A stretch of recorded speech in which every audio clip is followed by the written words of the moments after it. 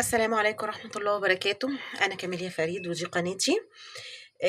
نبتدي الفيديو بتاعنا بالصلاة والسلام على سيدنا محمد عليه أفضل الصلاة والسلام. نقول بسم الله الرحمن الرحيم. النهاردة هنعمل مع بعض البطاطا بطريقة مختلفة، البطاطا بالكريمة أو باللبن، وهنشوف مع بعض هنعمل إيه.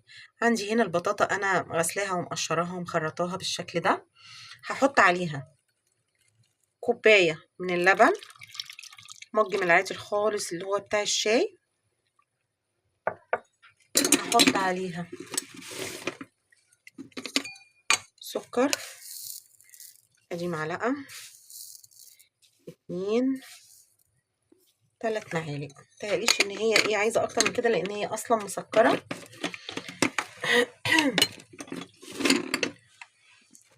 وهحط فانيليا،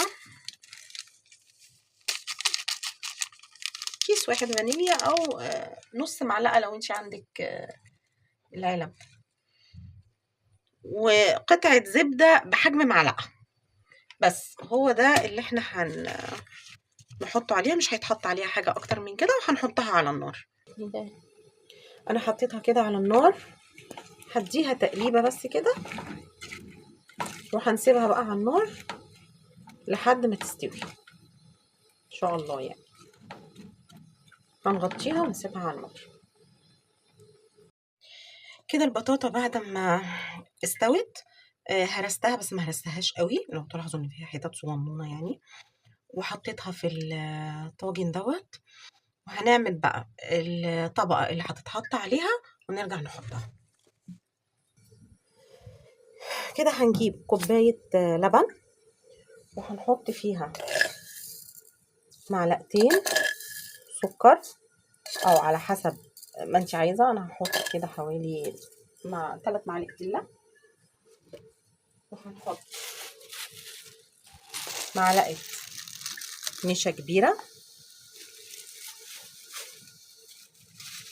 وهنحط معلقتين كريم جانتيه او كريمه لباني، يعني مليانين، بس ايه اللي عندك، يعني اللي عندك حطيه. وهنحط باكو فانيليا،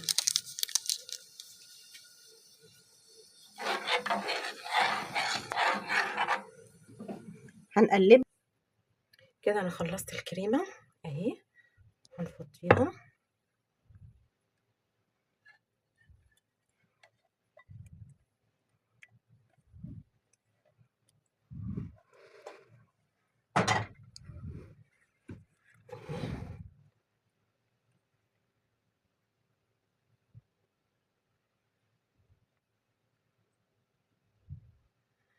نسويها كده،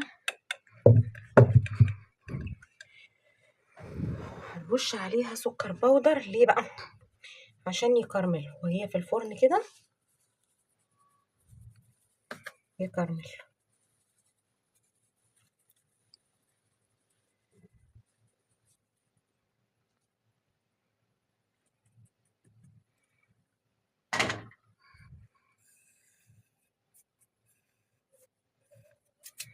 هندخلها بقى الفرن ونرجع لكم لما نطلع.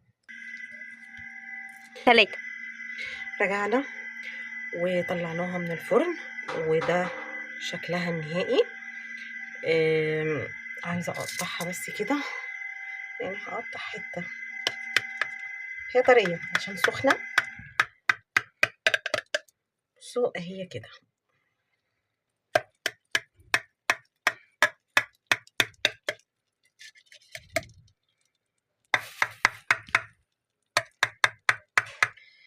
انا مش عارفه هطلعها لكم، مش عارفه هتطلع مظبوطه ولا لا، لان هي سخنه خالص. بسم الله الرحمن الرحيم.